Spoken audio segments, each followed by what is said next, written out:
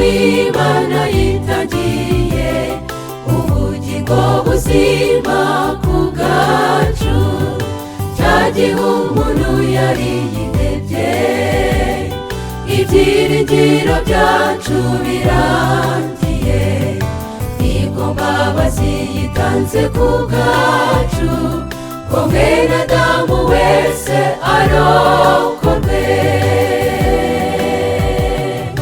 Musaraba mwiza aho twakiriye amaraso ya Yesu, ayo yatuviriye, yadukuye w'iteka, byari birangiye.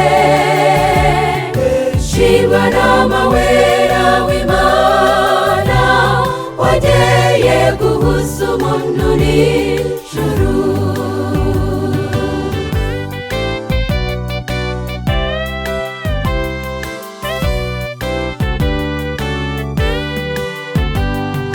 Mucyo twibuke ibyahabereye, maze twese dutekereze neza ku rukundo rw'Imana ruhebuje byose, itanga umwana wayo ngo adupfire, yahindutse bibi byose byanjye, umuziranenge arababazwa, mu mahanga yose abazamwizera bazabona ubugingo buhoraho.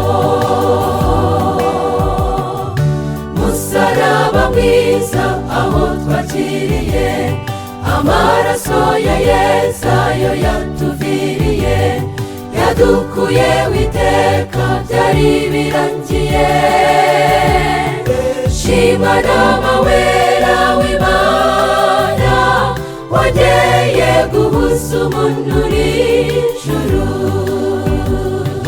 Musaraba mwiza aho twakiriye amaraso ya Yesu, ayo yatuviriye, yadukuye w'iteka, byari birangiye.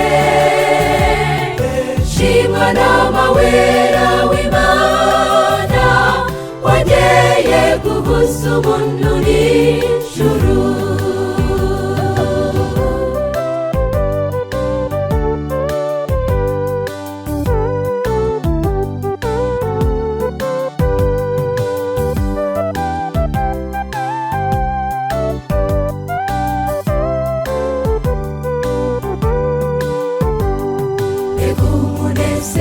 Kuzumva ryajwi ngo muzabo data yahaye umugisha, ngaba imbere yawe data bo wamaye, bacitse iminyururu y'umwanzi, bemeye umurimo n'abakoreye, bamaramaza kwezwa n'amaraso. Imana ivuga iti baragwa bugabi, bicire mu munezero wa shobuja. Musaraba mwiza aho twakiriye amaraso ya Yesu, ayo yatuviriye, yadukuye w'iteka, byari birangiye.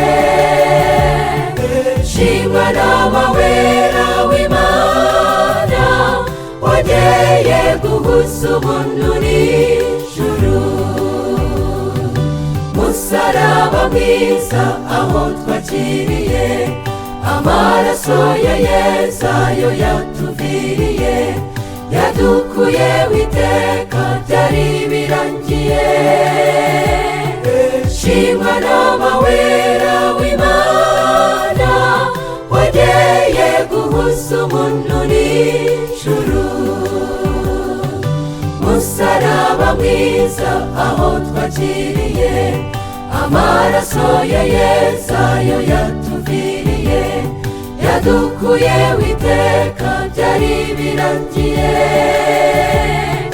Shimwa nama wera